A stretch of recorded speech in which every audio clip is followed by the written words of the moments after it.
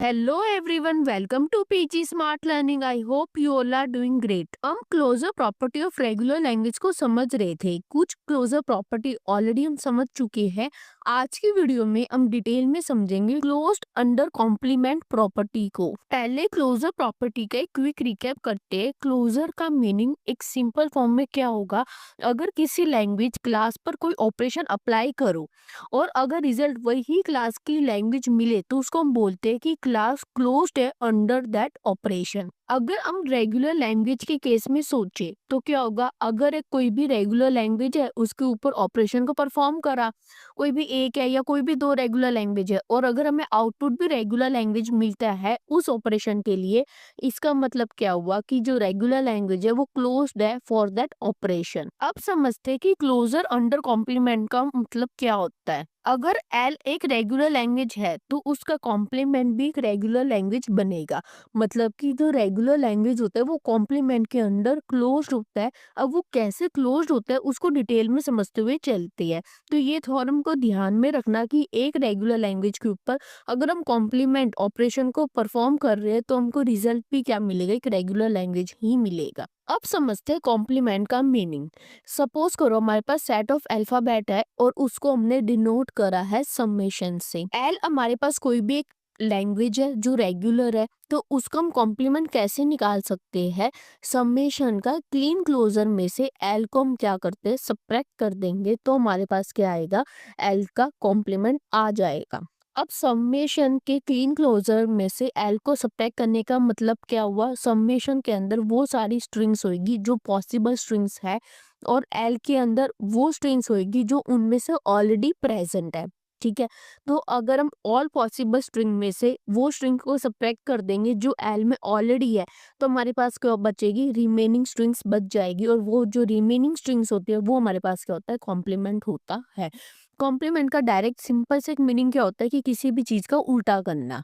ठीक है, जैसे हम एक एग्जांपल के थ्रू समझते हैं। अगर हमारे पास सेट ऑफ अल्फाबेट है ए बी, ठीक है, और एल हमारे पास कोई एक रेगुलर लैंग्वेज है जो कौन सी स्ट्रिंग को एक्सेप्ट करती है, जो एंड हो रही है ए से। ठीक है, इसका मतलब क्या हुआ कि एल में वो स्ट्रिंग्स है जो एंड होती है ए से। अब एल का कॉम्प्लीमेंट निकालेंगे तो उसके अंदर कौन सी स्ट्रिंग्स आनी चाहिए जो एंड नहीं होती है ए से। तो हम क्या करेंगे, जितने भी पॉसिबल स्ट्रिंग्स है उसमें से इनको निकाल देंगे जो एंड हो रही है ए से, तो रिमेनिंग हमारे पास कौन से बच जाएगी, जो एंड नहीं हो रही है ए से। तो ऑल पॉसिबल हमारे पास क्या कॉम्बिनेशन बन सकता है, या सिंगल ए हो या डबल ए हो या ट्रिपल ए हो या ए बी हो या बी ए हो या डबल बी हो, ट्रिपल बी हो, फोर टाइम्स बी हो, कोई भी मतलब कॉम्बिनेशंस बन सकते हैं हमारे। ठीक है, अब इसमें से हमें कौन सी स्ट्रिंग्स को रिमूव करना है जो कि एंड हो रही है ए से।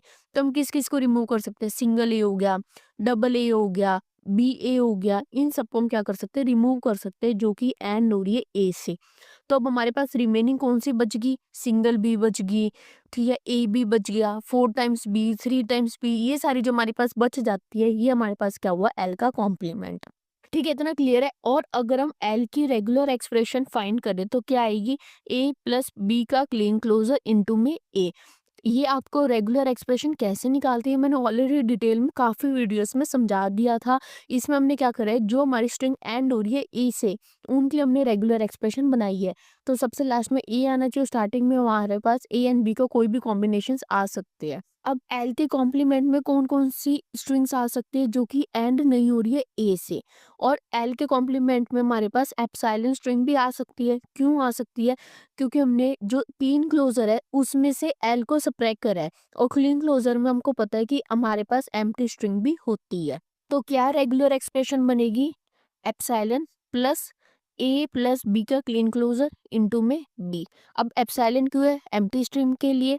ए प्लस बी का क्लीन क्लोजर इनटू बी क्यों है, एंड होनी चाहिए बी के साथ और स्टार्टिंग में हमारे पास कोई भी कॉम्बिनेशन हो सकता है ए एंड बी का। स्टार्टिंग में एंड क्यों हो रही है हमारे पास बी के साथ, क्योंकि हमारे पास वो स्ट्रिंग्स नहीं आनी चाहिए जो कि एंड हो रही है ए से। एक छोटी सी रिक्वेस्ट है, सब्सक्राइब करना मत भूलना। ठीक है, इतना क्लियर है। ये तो था पहला मेथड जो रेगुलर एक्सप्रेशन के थ्रू हम चेक कर सकते हैं। अगर एक लैंग्वेज के लिए हम रेगुलर एक्सप्रेशन लिख पा रहे हैं और उसके ऊपर कोई ऑपरेशन परफॉर्म करके जो रिजल्ट है वो भी हमारे पास अगर एक रेगुलर एक्सप्रेशन ही आ रही है, इसका मतलब क्या हुआ, वो क्लोज्ड हुआ for that operation for the regular language. अब सेकंड वे आता है डीएफए के थ्रू।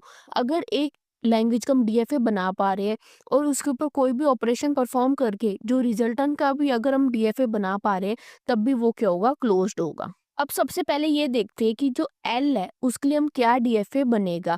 एल हमारे पास क्या लैंग्वेज है, वो स्ट्रिंग को एक्सेप्ट करेगा जो कि एंड हो रही है ए से। तो डीएफए क्या बनेगा, क्यू नॉट ए को रीड करके क्यू वन पे जाएगा, क्यू नॉट इनिशियल होगी एंड क्यू वन हमारी फाइनल स्टेट हो गई। ठीक है। अब स्टार्टिंग में हमारे पास कितने भी नंबर ऑफ बी आ सकते हैं, तो उसके लिए हमने क्या करा, क्यू नॉट पे सेल्फ लूप लगा दी बी के लिए। ठीक है। अब क्यू नॉट के लिए दोनों ही बन गई, बी के लिए भी ट्रांजेक्शन बन गई, ए के लिए भी बन गई। अब क्यू वन के लिए क्या ट्रांजेक्शन बनेगी, अगर ए आ रहा है तो वो क्यू वन पे ही रहेगा, क्योंकि अगर एंड हो रहा है ए से तो उसको हमें एक्सेप्ट करना है, इसलिए हमने क्या लगाया, सेल्फ लूप लगा दी ए की क्यू वन पे। और अगर बी आएगा तो उसके लिए हमने क्या ट्रांजेक्शन लिखी, क्यू वन बी को रीड करके क्यू नॉट पे जाएगा। अगर मैं बी के लिए भी सेल्फ लूप लगा देती तो जो हमारी स्ट्रिंग एंड हो रही है बी से वो भी एक्सेप्ट हो जाती। इस वजह से हमने क्या करा, जो बी के लिए ट्रांजेक्शन क्या लिखी, क्यू वन बी को रीड करके क्यू नॉट पे जा रहे हैं। अब एक स्ट्रिंग के एग्जांपल लेके हम ये देखते हैं कि हमारा डीएफए सही बना है या नहीं बना है। ठीक है। तो हमने सपोज करो स्ट्रिंग लिए ए बी ए। ठीक है। अब सबसे पहला जो फर्स्ट ए है उसके लिए क्या होगा, क्यू नॉट ए को रीड करके क्यू वन पे जा रहा है। ठीक है। सेकंड ए के लिए क्या चलेगी, सेल्फ लूप क्यू वन की, क्यू वन ए को रीड करके क्यू वन पे रह रहा है। ठीक है। अब जो बी आया है उसके लिए क्या होगा, ट्रांजेक्शन क्यू वन बी को रीड करके क्यू नॉट पे चला जाएगा। ठीक है।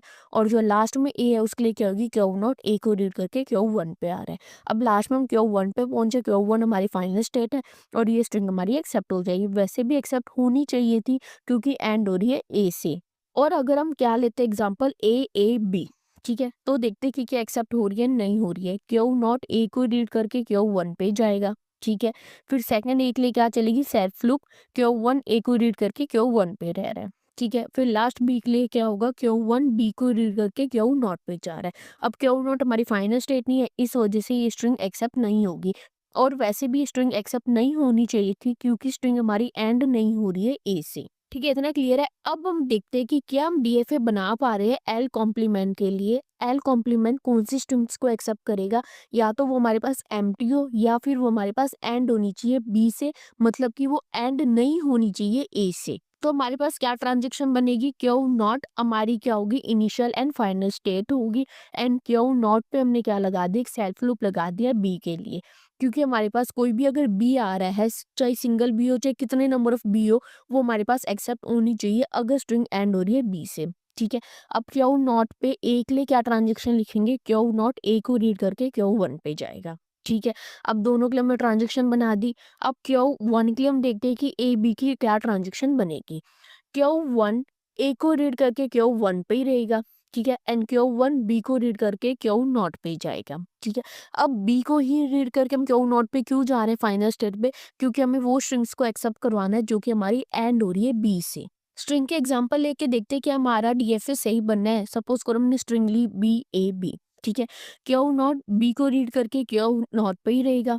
ठीक है। फिर ए के लिए क्या होगा, क्यू नॉट ए को रीड करके क्यू वन पे जाएगा। ठीक है। फिर जो बी है उसके लिए क्या होगा, क्यू वन बी को रीड करके क्यू नॉट पे जाएगा। अब क्यू नॉट हमारी फाइनल स्टेट है तो ये स्ट्रिंग हमारी एक्सेप्ट हो जाएगी। और वैसे भी स्ट्रिंग एक्सेप्ट होनी चाहिए थी क्योंकि एंड हो रही है बी से। और अब हम सेकंड स्ट्रिंग लेके भी देखते हैं बी ए ली। ठीक है। तो बी के लिए क्या ट्रांजेक्शन चलेगी, क्यू नॉट बी को रीड करके क्यू नॉट पे रह रहा है। ठीक है। और ए के लिए कैसे चलेगी, क्यू नॉट ए को रीड करके क्यू वन पे जा रहा है। अब क्यू वन हमारी फाइनल स्टेट नहीं है, इस वजह से ये हमारी स्ट्रिंग एक्सेप्ट नहीं होगी। और वैसे भी आप ये देखो कि स्ट्रिंग हमारी एंड हो रही है ए से, और एल कॉम्प्लीमेंट में वो स्ट्रिंग्स आएगी जो एंड नहीं हो रही है ए से। अब आप ये देखो कि हम एल कॉम्प्लीमेंट के लिए भी एक डीएफए बना पा रहे हैं, इस वजह से जो रेगुलर लैंग्वेज होती है वो क्लोज्ड होती है अंडर कॉम्प्लीमेंट ऑपरेशन। तो दोस्तों ये था आज का लेक्चर। आई होप आपको आज का लेक्चर क्लियर होगा। Don't forget to like share and subscribe to PG smart learning. मिलते हैं नेक्स्ट वीडियो में। बाय।